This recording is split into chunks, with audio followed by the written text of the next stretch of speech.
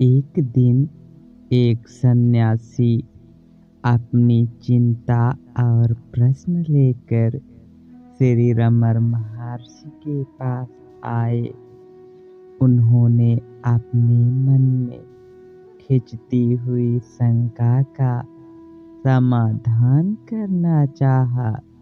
उन्होंने श्री रमन महर्षि से प्रश्न किया, महाराज, यह इंद्रिय अनुभूति क्या है?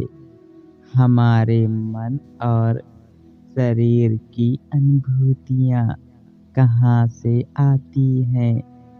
क्या यह सच है कि हमारे इंद्रियों के माध्यम से ही हम इस संसार को समझ पाते हैं? और क्या इसकी वास्तविकता है? श्री रमन महर्षि ने इस प्रश्न का उत्तर देना प्रारंभ किया। उन्होंने कहा, जिस अवस्था में व्यक्ति होता है, उस अवस्था में उसके इंद्रियां अनुभूति करती हैं।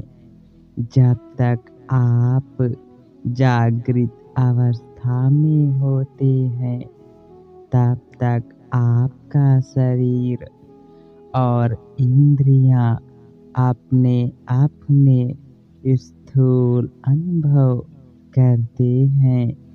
यदि आप देखते हैं, सुनते हैं, छूते हैं या महसूस करते हैं, तो यह सब इंद्रियों के माध्यम से होता है। आपके शरीर की स्थूल रूप में अनुभूति होती है, जो आपके मन और इंद्रियों के माध्यम से होती है। यह बात सुनकर सन्यासी थोड़ी देर सोचने लगा और पुनः प्रश्न किया, तो भगवान, क्या यह हमारे सपने में भी उतनी ही वास्तविकता होती है? क्या सपनों में भी वही अनुभूति होती है? श्री भगवान मुस्कुराए और उन्होंने कहना प्रारंभ किया, जब आप सपने देख रहे होते हैं, तब आप अपने शरीर को सोच के कल्पना कर रहे होते हैं। सपना भी एक अनुभूति है, लेकिन वह अनुभूति आपके जागृत अवस्था के अनुभव से अलग होती है। आपके सपने में भी आपके मन और इंद्रियों का कुछ काल्पनिक अनुभव होता है, लेकिन वह वास्तविक नहीं होता। सपने में आपको वह अनुभूति होती है जो आप अपने मन के माध्यम से महसूस करते हैं, और इसका मतलब है कि सपना भी एक कल्पना या भ्रांति होती है। आप अपने मन की सृष्टि का अनुभव करते हैं, और वह कल्पना या भ्रम होता है। तो भगवान, अगर सपने भी एक कल्पना है, तो हमारे जीवन की जो अनुभूति है, क्या वह भी वास्तविक है या फिर नहीं है? श्री भगवान ने कहा, जब तक आप अपने शरीर और मन के अनुभव में बंधे रहते हैं, तब तक आपको सब कुछ वास्तविक लगता है।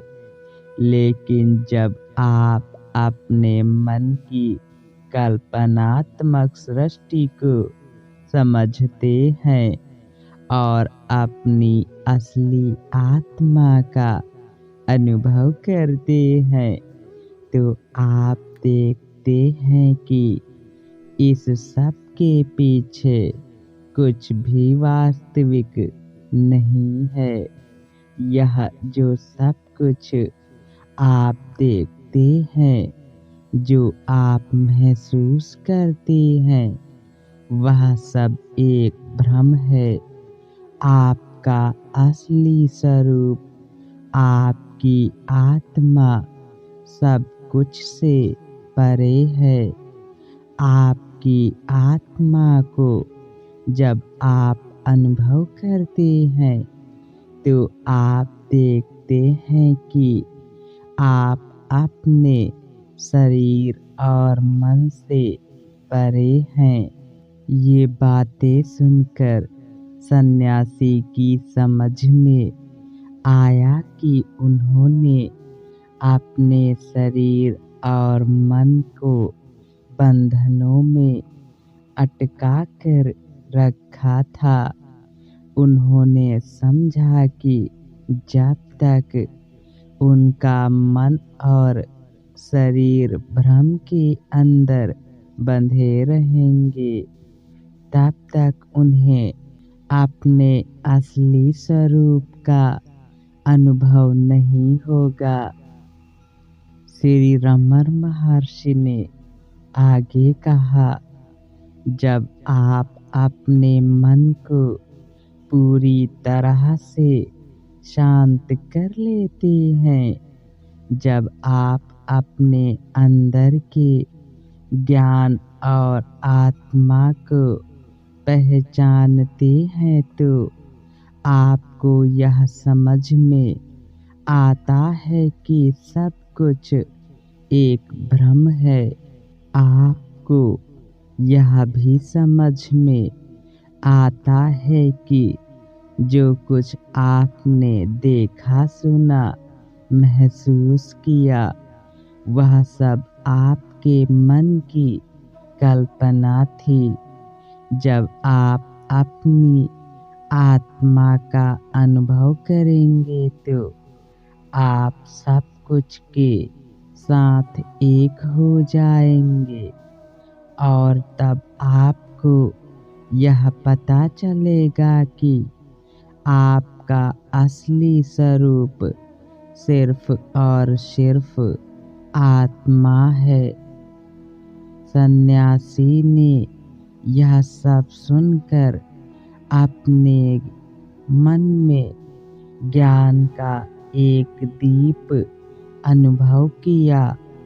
उन्होंने समझा कि यह जो जगत का अनुभव हो रहा है, वह सब एक भ्रम है और असली वास्तविकता तो उनकी आत्मा है।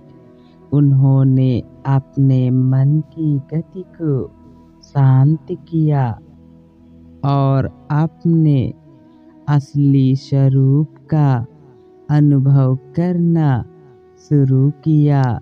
हरि ओम तत्सत।